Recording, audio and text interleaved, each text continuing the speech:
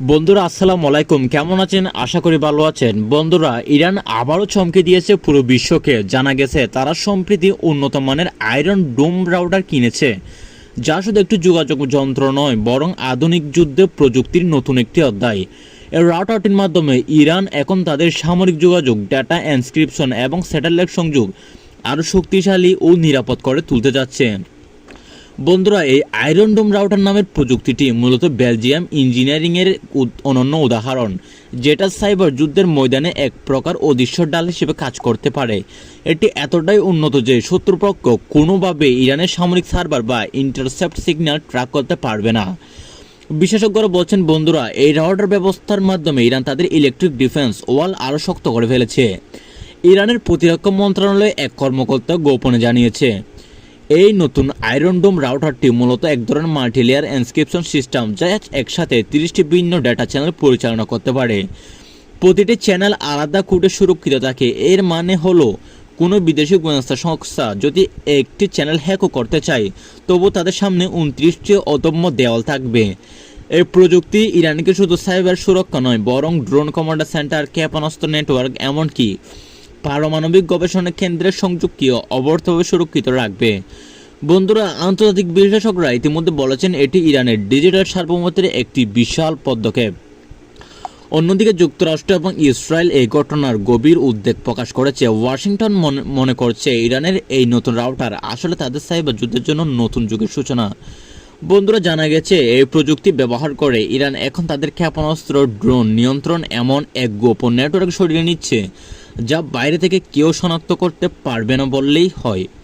Israeli সংবাদ মাধ্যমের মতে, আয়রন ডোম রাউটার ইরানকে সামরিক ঘাঁটিগুলোকে এমনভাবে সংযুক্ত করবে যেন এক মুহূর্তে তেহরান থেকে সিরিয়া বা ইয়েমেন যুদ্ধক্ষেত্রে নির্দেশ পাঠানো যায়।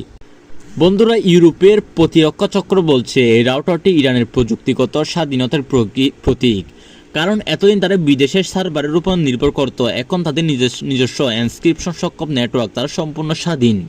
এটা শুধু রাউটার নয়, এক প্রকার ডিজিটাল ব্যাংকার, যেখানে রাষ্ট্রের প্রতিটি গোপন নির্দেশ, সামরিক ডেটা, এমনকি বৈজ্ঞানিক গবেষণা সুরক্ষিত থাকবে। বিশেষজ্ঞরা আরও বলছেন, ইরানের এই পদক্ষেপ আসলে তাদের ভবিষ্যতের যুদ্ধনীতির অংশ, যেখানে বাস্তব যুদ্ধের পাশাপাশি সাইবার জগতের সমান গুরুত্ব পাচ্ছে প্রতিরক্ষা।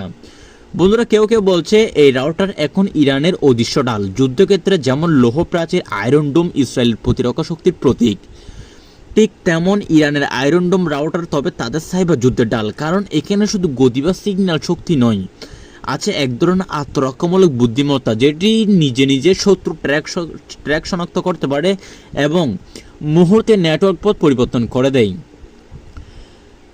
তেহরান এখন এই প্রযুক্তির আরও উন্নত করতে ইউরোপ, রাশিয়ার সঙ্গে এবং ইউর গোপন সমালোচনা চালাচ্ছে বলে জানা গেছে। বন্ধুরা, ইরান দীর্ঘদিন ধরে যে স্বনির্ভর সামরিক ব্যবস্থা গড়ে তুলছে, তার ডিজিটাল সংস্করণ হলো এই রাউটার। আন্তর্জাতিক নিষেধাজ্ঞার পরও তারা প্রযুক্তির পথে এগিয়ে চলছে অদ্যমভাবে। এই খবর প্রমাণ করে ইরান এখন শুধু যুদ্ধক্ষেত্রে নয়, প্রযুক্তির টেবিলেও বড় খেলোয়াড়। তারা নিষেধাজ্ঞা মানছে না।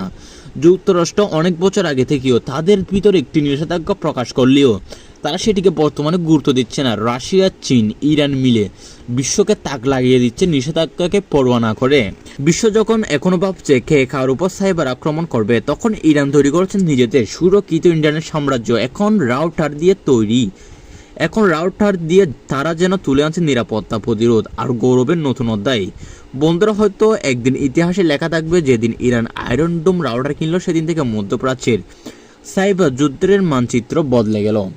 তো বন্ধুরা, ভিডিওটা ভালো লাগছে চ্যানেলটি সাবস্ক্রাইব করে দিবেন, আর এরকম ভিডিও পেতে আমাদের পাশে থাকবেন। আর কে কোথায় দেখে দেখছেন অবশ্যই কমেন্ট করে জানাবেন।